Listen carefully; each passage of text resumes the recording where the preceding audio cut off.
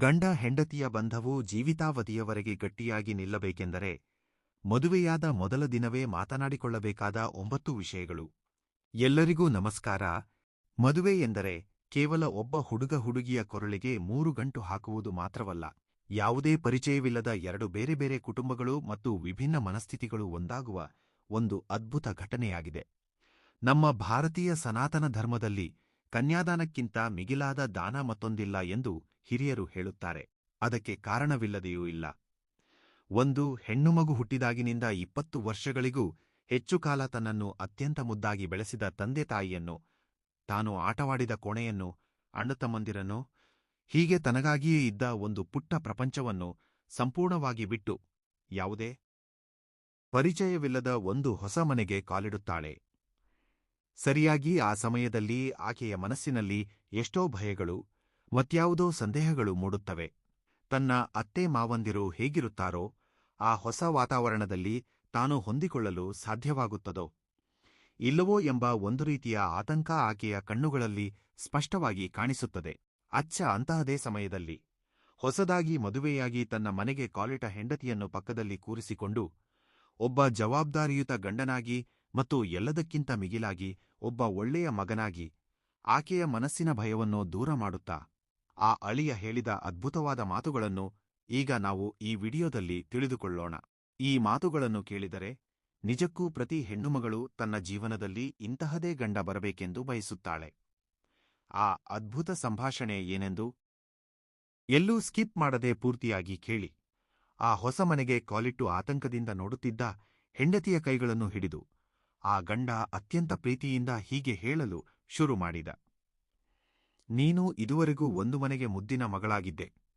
ಆದರೆ ಈ ಕ್ಷಣದಿಂದ ನನ್ನ ಜೀವನದ ಅರ್ಧಾಂಗಿ. ಆದರೆ ನಾಳೆಯಿಂದ ನೀನು ಕೇವಲ ನನ್ನೊಂದಿಗೆ ಮಾತ್ರವಲ್ಲ, ನನ್ನ ತಂದೆ ತಾಯಿಯ ಜೊತೆಯೂ ಒಟ್ಟಿಗೆ ಜೀವಿಸಬೇಕು. ಅದಕ್ಕಾಗಿಯೇ ನೀನು ನೆನಪಿನಲ್ಲಿಟ್ಟುಕೊಳ್ಳಬೇಕಾದ ಮೊದಲ ವಿಷಯವೇನೆಂದರೆ, ನನ್ನ ಅಮ್ಮ ಅಪ್ಪನನ್ನು ನಿನಗೆ ಅತ್ತೆ ಮಾವಂದಿರಂತೆ ನೋಡಿಕೊಳ್ಳದೆ ನಿನ್ನ ಸ್ವಂತ ಅಮ್ಮ ಅಪ್ಪನಂತೆ ನೋಡಿಕೋ. ಏಕೆಂದ್ರೆ ನನಗೆ ಹೇಗೋ ಅವರಿಗೂ ಸಹ ನೀನು ಒಬ್ಬ ಮಗಳೇ.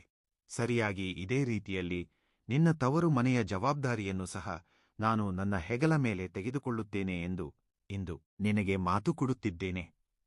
ಇಷ್ಟು ದಿನ ನಿನ್ನನ್ನು ಪ್ರಾಣದಂತೆ ಬೆಳೆಸಿದ ನಿಮ್ಮ ಅಮ್ಮ ಅಪ್ಪನನ್ನೂ ನಾನು ಕೇವಲ ನನ್ನ ಹೆಂಡತಿಯ ಕಡೆಯ ನೆಂಟರಂತೆ ನೋಡದೆ ನಿಮ್ಮ ಮನೆಯಲ್ಲಿ ಒಬ್ಬ ಮಗನ ಸ್ಥಾನದಲ್ಲಿದ್ದು ಅವರ ಜವಾಬ್ದಾರಿಯನ್ನೂ ನಾನು ವಹಿಸಿಕೊಳ್ಳುತ್ತೇನೆ. ಅವರಿಗೆ ಯಾವುದೇ ಕಷ್ಟ ಬರಲಿ, ನಾಳೆ ಬೆಳಗ್ಗೆ ಯಾವುದೇ ಅಗತ್ಯವಿರಲಿ, ಎಲ್ಲರಿಗಿಂತ ಮುಂಚಿತವಾಗಿ ಮೊದಲ ಸಾಲಿನಲ್ಲಿ ನಾನೇ ನಿಲ್ಲುತ್ತೇನೆ.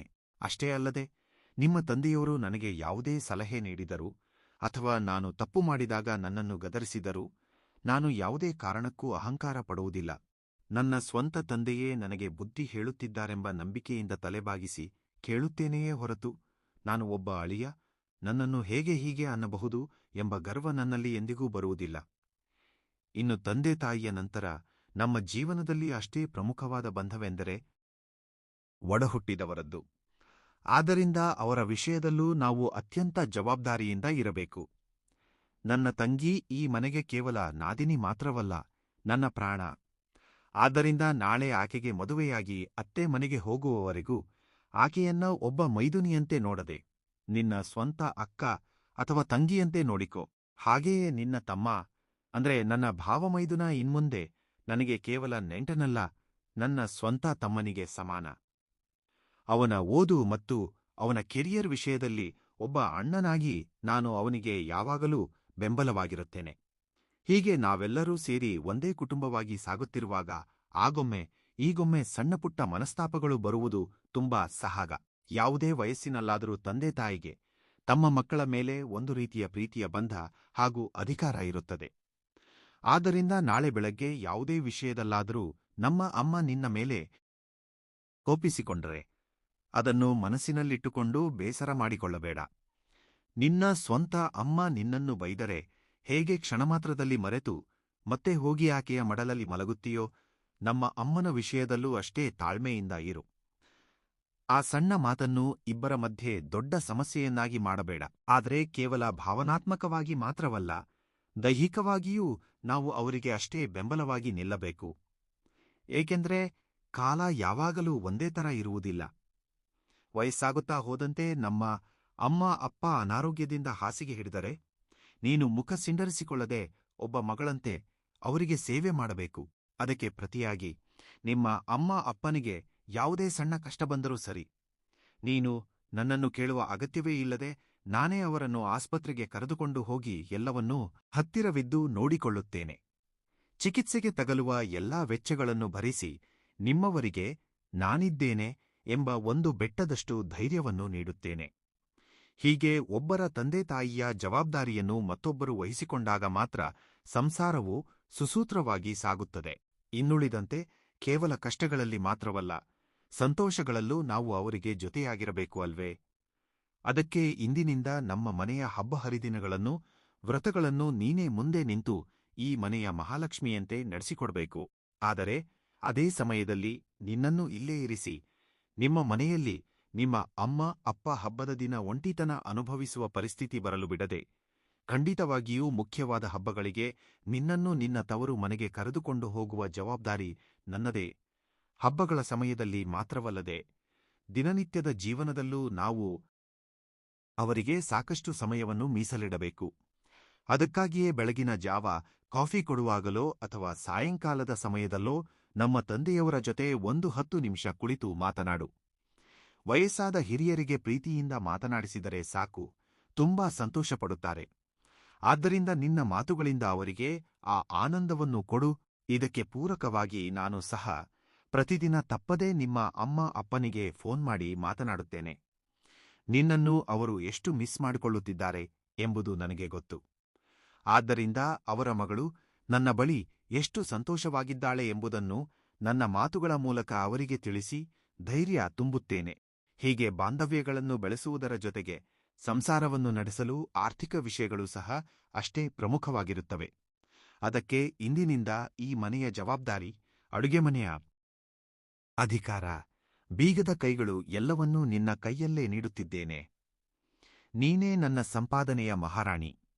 ಆದ್ದರಿಂದ ನಾಳೆ ಬೆಳಗ್ಗೆ ನಿಮ್ಮ ತವರು ಮನೆಯಲ್ಲಿ ಯಾವುದೇ ಆರ್ಥಿಕ ತುರ್ತು ಪರಿಸ್ಥಿತಿ ಬಂದರೆ ನೀನು ನನ್ನ ಬಳಿ ಮುಚ್ಚಿಡಬೇಡ. ಅವರು ಎಂದಿಗೂ ಕುಗ್ಗಿ ಹೋಗದಂತೆ, ಅಳಿಯನನ್ನು ಕೇಳಲು ಸಂಕೋಚಪಡುವ ಪರಿಸ್ಥಿತಿ ಬರದಂತೆ ನನ್ನ ಕೈಲಾದಷ್ಟು ಸಹಾಯವನ್ನು ನಾನು ಮಾಡುತ್ತೇನೆ.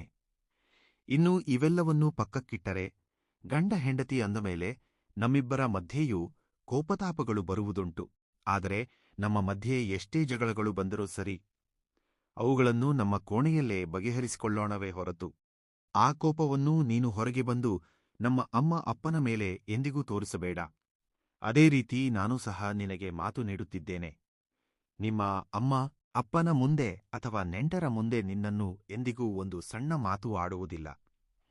ಎಲ್ಲರಲ್ಲೂ ನಿನ್ನ ಗೌರವವನ್ನು ಕಾಪಾಡುತ್ತೇನೆ. ನನ್ನ ಪ್ರಾಣಕ್ಕಿಂತ ಹೆಚ್ಚಾಗಿ ನಿನ್ನನ್ನು ಪ್ರೀತಿಸುತ್ತೇನೆ. ಇದೆಲ್ಲವನ್ನೂ ಏಕೆ ಹೇಳುತ್ತಿದ್ದೇನೆ ಎಂದರೆ, ನನ್ನನ್ನು ನಂಬಿ ನಿನ್ನ ಪ್ರಪಂಚವನ್ನೇ ಬಿಟ್ಟು ಬಂದಿದ್ದೀಯ. ಆದ್ದರಿಂದ ಈ ಹೊಸ ಮನೆಯನ್ನು ನಿನ್ನ ಸ್ವಂತ ಮನೆಯನ್ನಾಗಿ ಬದಲಾಯಿಸುವ ಜವಾಬ್ದಾರಿ ನನ್ನದು. ಹಾಗೆಯೇ ನೀನು ಬಿಟ್ಟು ಬಂದ ಆ ತವರು ಮನೆಗೆ ಕೊರತೆಯಾಗಿರುವ ಆ ಮಗನ ಸ್ಥಾನವನ್ನು ತುಂಬುವ ಜವಾಬ್ದಾರಿಯೂ ನನ್ನದೇ. ಇಲ್ಲಿ ನೀನು ನಮ್ಮ ಮನೆಗೆ ಸೊಸೆಯಲ್ಲ, ಸ್ವಂತ ಮಗಳು. ಹಾಗೆಯೇ ನಾನು ನಿಮ್ಮ ಮನೆಗೆ ಕೇವಲ ಅಳಿಯನಲ್ಲ, ಒಬ್ಬ ಮಗ. ನೋಡಿದ್ರಲ್ಲ, ಈ ಮಾತುಗಳನ್ನು ಕೇಳುತ್ತಿದ್ದರೆ ಮನಸ್ಸು ಎಷ್ಟು ಭಾವುಕವಾಗುತ್ತದೆ ಅಲ್ವೇ? ಯಾವುದೇ ಗಂಡ ಹೆಂಡತಿಯಾದರೂ ಸರಿ, ಒಬ್ಬರ ಕುಟುಂಬದ ಮೇಲೆ ಮತ್ತೊಬ್ಬರು ಇಂತಹ ಗೌರವ ಮತ್ತು ಪ್ರೀತಿಯನ್ನು ಬೆಳೆಸಿಕೊಂಡರೆ ಆ ಮನೆ ನಿಜಕ್ಕೂ ಒಂದು ದೇವಾಲಯದಂತೆ ಬದಲಾಗುತ್ತದೆ. ತಪ್ಪುಗಳನ್ನು ಹುಡುಕುವ ಬದಲು ಇಬ್ಬರೂ ಒಬ್ಬರನ್ನೊಬ್ಬರು ಅರ್ಥ ಮಾಡಿಕೊಂಡು ಒಬ್ಬರ ಪೋಷಕರನ್ನು ಮತ್ತೊಬ್ಬರು ಸ್ವಂತವರಂತೆ ನೋಡಿಕೊಂಡರೆ ಆ ಸಂಸಾರದಲ್ಲಿ ಎಂದಿಗೂ ಜಗಳಗಳು ಬರುವುದಿಲ್ಲ. ಪ್ರೀತಿ ವಾತ್ಸಲ್ಯದಿಂದ, ಹಸಿರು ತೋರಣಗಳಿಂದ, ಬಂಧುಮಿತ್ರರ ಮಾತುಗಳಿಂದ ಆ ಕುಟುಂಬವು ಅತ್ಯಂತ ಸಂತೋಷದಿಂದ ಆಯುರಾರೋಗ್ಯಗಳೊಂದಿಗೆ ವರ್ಧಿಸುತ್ತದೆ. ಈ ವಿಡಿಯೋದಲ್ಲಿನ ಮಾತುಗಳು ನಿಮ್ಮ ಮನಸ್ಸಿಗೂ ಮುಟ್ಟಿದ್ದರೆ ಖಂಡಿತವಾಗಿಯೂ ಈ ವಿಡಿಯೋಗೆ ಒಂದು ಲೈಕ್ ಮಾಡಿ. ನಿಮ್ಮ ಬಂಧು ಮಿತ್ರರಿಗೆ, ಮುಖ್ಯವಾಗಿ ಹೊಸದಾಗಿ ಮದುವೆಯಾದ ದಂಪತಿಗಳಿಗೆ ಹಾಗೂ ಮದುವೆಗೆ ಸಿದ್ಧವಾಗುತ್ತಿರುವ ಪ್ರತಿ ಹೆಣ್ಣುಮಕ್ಕಳಿಗೆ ಮತ್ತು ಗಂಡಸರಿಗೆ ಶೇರ್ ಮಾಡಿ. ಇಂತಹದೇ ಮತ್ತಷ್ಟು ಅದ್ಭುತವಾದ ಭಾವನಾತ್ಮಕ ಜೀವನದ ಸತ್ಯಗಳಿಗಾಗಿ ನಮ್ಮ ಚಾನೆಲ್ ಅನ್ನು ತಕ್ಷಣವೇ ಸಬ್ಸ್ಕ್ರೈಬ್ ಮಾಡಿಕೊಳ್ಳಿ. ಇಬ್ಬರಲ್ಲಿ ಯಾರ ಪ್ರೀತಿ ದೊಡ್ಡದು ಎಂಬುದನ್ನು ಕೆಳಗಿನ ಕಮೆಂಟ್ಸ್ನಲ್ಲಿ ನಿಮ್ಮ ಅಭಿಪ್ರಾಯವನ್ನು ಖಂಡಿತವಾಗಿ ತಿಳಿಸಿ. ಧನ್ಯವಾದಗಳು.